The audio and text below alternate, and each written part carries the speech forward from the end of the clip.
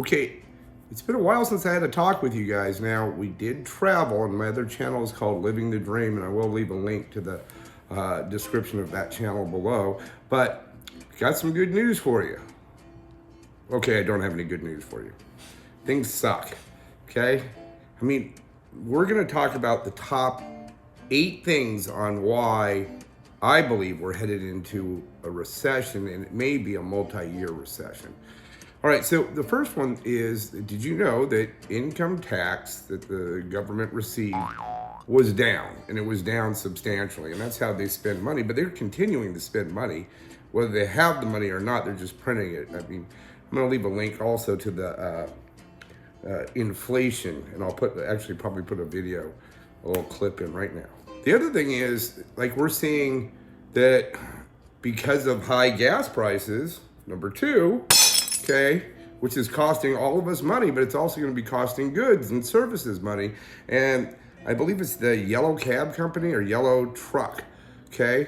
They just went out of business and they filed bankruptcy. So freight and trucking is way down. And that's not good for services coming to and from our markets. And I think you guys know that when you go shopping. Type a 1 down below if you think prices are way too high in the comment section below. Let's see how many ones we get. All right, what are we also seeing? Let's get us number 3. We could count backwards, but that's too confusing for me. I wasn't that, well, actually it was pretty decent in that. But number 3, employees' hours are shrinking. And we can see that there's definitely the jobs that are available are minimum wage jobs, and the higher income jobs, those are the ones people are being laid off and fired.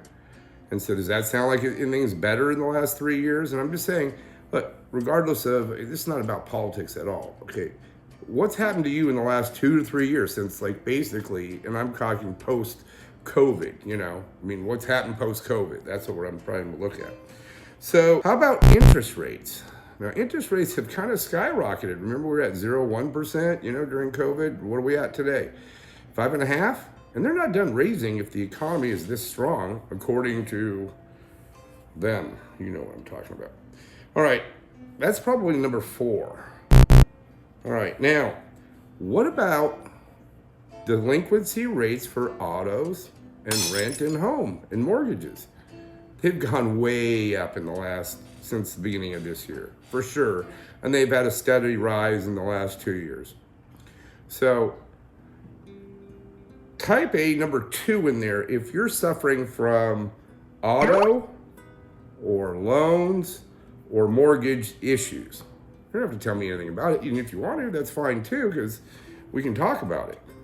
But yeah, type it number 2 in the comment section below so I can actually comment on these things. And I will get back to you. I always respond to my comments. So that also brings me to credit card debt, number 5. Okay, credit card debt's gone way up. Actually, I've got a daughter who is insane. She's like maxed out on her credit. Put a number 3 in the comment section below if you think credit card is killing you right now, okay? Is it killing you right now? All right, so this reminds me a lot of the 2007-2008 recession, of how I kind of felt like things were going before. So, you know, I'm not Nostradamus, but I think by spring of next year, things are going to get a hell of a lot worse, not a hell of a lot better. What do you think? Better? Put a B in the comments, and worse, put a W. What do you think is going to happen by first quarter, like March of 2024? Tell me, put it in the comments and below. Number 6, I said gas prices. Gas prices since 2020 have just completely gone up. I don't care what they're saying. And remember, they were releasing all the strategic petroleum reserve? That was what Biden was doing. So he took all our reserve and he's already gotten rid of it. What do you think prices have gone up recently within the last month? Because he just stopped at the end of July releasing, because we don't have any more to release. And what did he do with it? They sold it on the open market. So it's not even helping us, the taxpayers like you and me. Put an F in the bottom if you think we're F'd or you're fed up. Either one. Put an F in the comment section because I think we're not going in a great direction. How do you feel about food? How do you feel about meat prices? I tried to buy a steak and it was like 20 bucks and it was a London broil. It wasn't even that good. 3 years ago, I could have got a filet mignon for that price, and like 2 of them basically. But now beef prices are food. Put a number 6 in the comments if you think food is freaking way too high. It's way too high. Are you freaking kidding me? Okay, calm down. Let's go to my Zen place. Where's my dog? Kona! Say hi to the people. Okay. All right. Now, this makes you feel better. Okay? This is good. That's why dog spelled backward is God.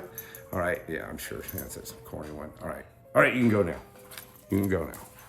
People want to see you that much. Well, they probably want to see you more than me. How about if you deliver this? You talk. Okay? All right, so we're at number 7, I think, or like on that. So, said food prices, gas, all right, credit card delinquencies, rents have gone up, that's number 4. 5, delinquency rates on autos and houses.